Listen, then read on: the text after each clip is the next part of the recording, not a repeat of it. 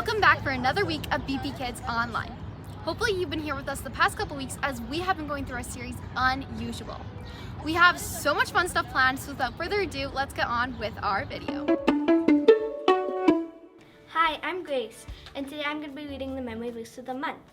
It's found in Isaiah 55, verse 3. I will make a covenant with you that will last forever. I will give you my faithful love. I promised it to David. I love this verse because it reminds me of how faithful God was to David and how unusual David's story really was.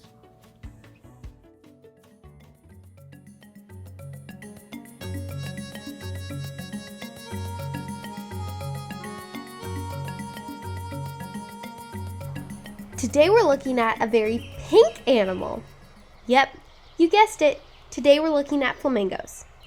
Did you know that flamingos prefer to stand on only one foot? They must have some really good balance. Flamingos look really big, but they only weigh about 5 to 6 pounds. Have you ever noticed that when you see flamingos, they're usually with at least 15 to 20 other flamingos? That's because flamingos thrive on social interaction and do not thrive living alone. It's so cool how God made flamingos in their own unique way.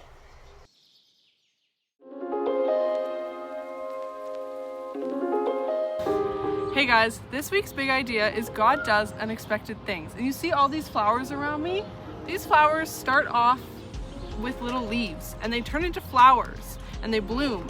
And some people don't expect that. So that reminds us about what God does. He does unexpected things.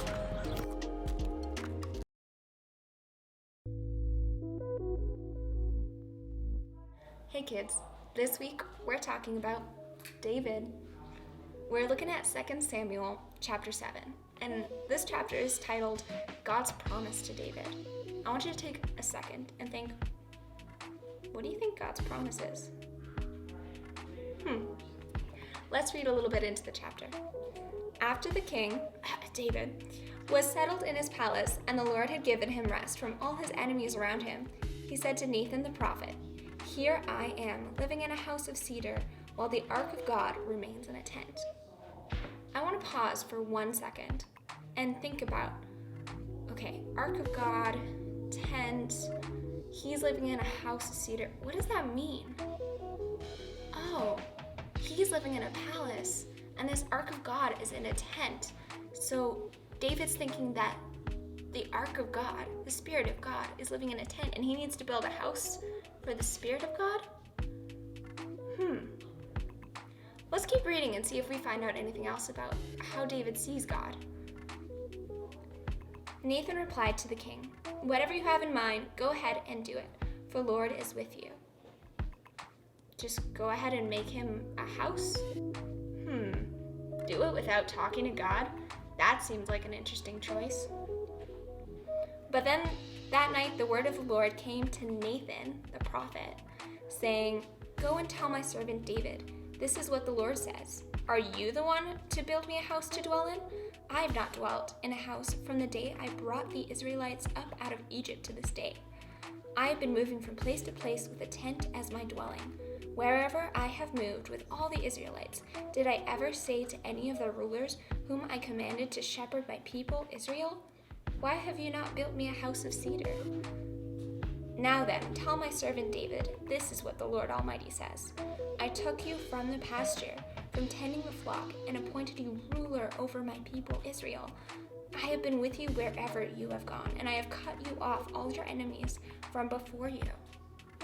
I'm going to pause there, because I think this is really important, kids. What God is telling Nathan in this dream is that I am God. No matter where you go, I go. You don't have to doubt who I am or think that I need a house to live in, because I am God and I am larger than you. So God worked in mysterious ways. He worked in unexpected ways to what David thought. Because later on, Nathan took this revelation about who God is and what God has said about this temple and about the ark, and he told David. And David was overcome with who God is and the power of God. God had a proper promise that he wanted to tell Nathan, to tell David, which was that through David, this house that David actually desired to build would be built through him in his lineage. So in his family line all the way to Jesus, which is a pretty cool promise. This makes me think about a big idea for today, that God works in unexpected ways. He spoke through Nathan to tell David about a promise that he had planned for generation, children, for on and on to come, something in the future which would be a beautiful thing from God. That this house wouldn't be a physical house, but God's presence and his spirit coming to earth to build a home here on earth. That's pretty cool.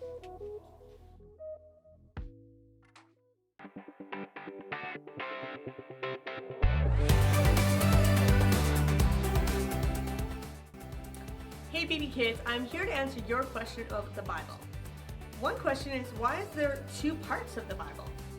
Well, there's two distinct parts of the Bible, the Old Testament and the New Testament. The Old Testament is everything happened before Jesus was born. In the Old Testament, there's books of history, a book of origin or Genesis, like how we all came to be. There's also books about prophets and minor prophets. Those are when God spoke through men and women, just like you and me, and they wrote down amazing things. Then there's the New Testament. The New Testament has the Gospels, or the good news. It talks about when Jesus came to earth. And then it goes on to when the church started to grow and the followers of Jesus wrote down important things people needed to know. So remember today, there's two parts of the Bible. The Old Testament, before Jesus was born and came to earth, and the New Testament, all about the good news and what Jesus did when he died on the cross.